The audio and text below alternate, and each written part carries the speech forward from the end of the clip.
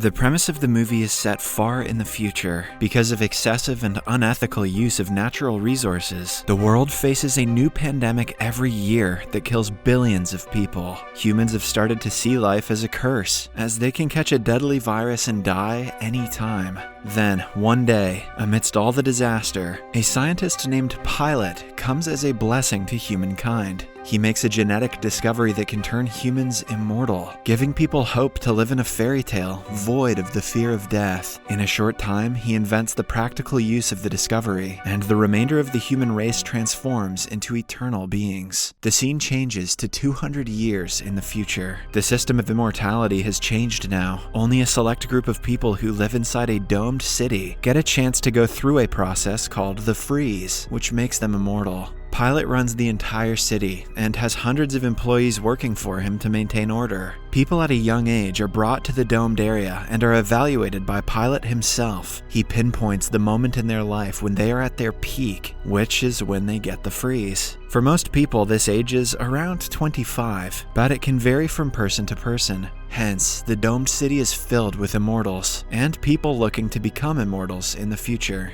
Then we are introduced to the protagonist of the film, Logos. He is being moved into the city alongside multiple people excited about their transformation. Unlike them, Logos has many questions in his heart. He doubts that immortality is a gift humans need, because to him, death is what binds life together. Without death, there is no living, there is just existing. Despite such concerns on his mind, Logos enters the city, hoping to find answers. On his second day in the city, he is approached by a woman named Psukar. She has sensed that he has been questioning immortality, and is here to invite him to a group, one that is made of more people like him. She hands him a box that is supposed to take him to said group without being tracked. Pilot and his right-hand man, Armoros, are watching the surveillance footage when they see the box and find it suspicious. Pilot asks Armoros to find out what the box is. Somewhere else, a tour guide, AK, is telling a bunch of new students about the process of freezing. One of the new citizens inquires about someone who used to work closely with Pilot. AK reveals that there was once a man who was as smart and intelligent as Pilot. They were partners until the man protested against the system of immortality, and his memory was wiped clean as a result. No one knows where he is now, but rumor has it that he has invented a program to end the entire immortality system before disappearing. AK is later approached by Armoros, who takes her to meet Pilot virtually. The man wants AK to spy on Logos and find out what he is up to. Since she is a guide looking to be promoted into a guardian, it is a perfect way to test her abilities. In the following scene, AK catches Logos and Psukar together and eavesdrops on their conversation. But a smart Psukar already knows that they are being watched. She talks to Logos in circles and tells him to come to the church later. But to AK,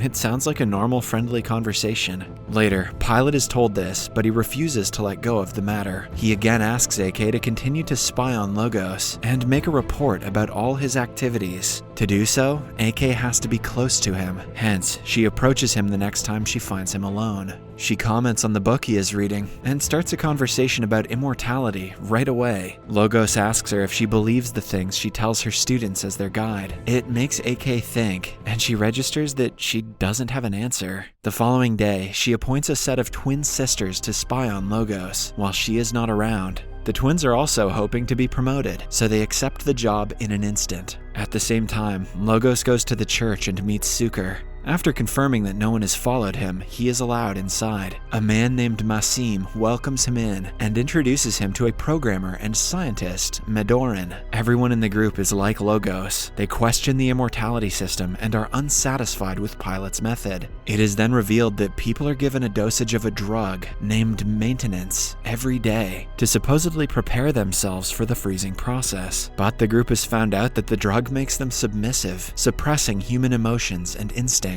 They cannot love or hate, which makes them incapable of protesting against what they dislike. It is almost as if they are bred to become Pilot's slaves. Everyone who takes the maintenance drug is the same, but for some reason, Logos seems to be immune to it, which is why he has thoughts outside of the benefits of immortality. The scientist, Medoran, has found a diary made by Pilot's former partner and is replicating the virus that will overturn immortality. The group's primary goal is to make people realize that they can feel happiness and sorrow, so they protest against the system and end Pilot's rule. In the following scene, Pilot is with his teenage daughter, Amanda. She inquires about his ex-partner and reveals that his name was Helios. Amanda is a curious girl. She has many questions about the system her father runs, which normal citizens would not be allowed to ask. In a way, she is like Logos and the others from the group, and Pilot has started to realize this as well. In the morning, Logos wakes up because of a nightmare. He has been having a recurring dream where he is in the desert wearing a hazmat suit. The dream always ends with him struggling to breathe and passing out. AK is adamant about the promotion and is willing to do anything to complete the task Pilot has given her. That day, she approaches Logos again, posing as someone who wants to be his friend.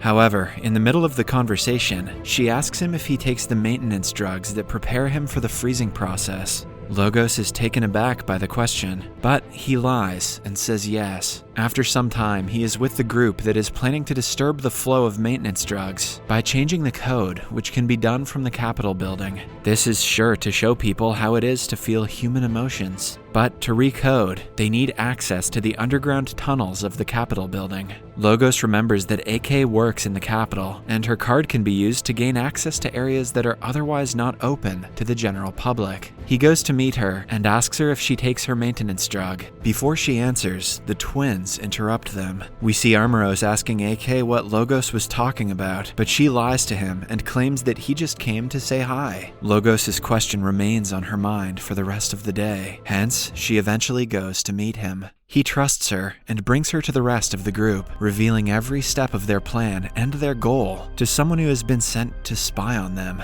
AK is shocked, but she composes herself. Even after finding out how Pilot is controlling them, she doesn't comprehend the severity of the situation, thanks to the maintenance drug she has been consuming every day. AK is even more stunned when the group asks her to help them with their plan. She is given some time to think it over, but she takes this opportunity to tell Armoros everything she discovered. Surprisingly enough, he remains calm, for someone who has been told about a rebel group who wants to end his boss's rule. Armoros asks AK to return to the group and agree to help. Even though she fears being caught, she trusts Armoros to get her out of any unmanageable situation. In the meantime, we see Pilot talking to Amanda again. She inquires about what it was like when he lost her mother. Pilot is fed up with her asking him the same questions, but he replies that it was devastating. He also reveals that one time, Amanda was close to death and he thought his life was ending with hers. This is the reason he and Helios worked hard to create the genetic coding method.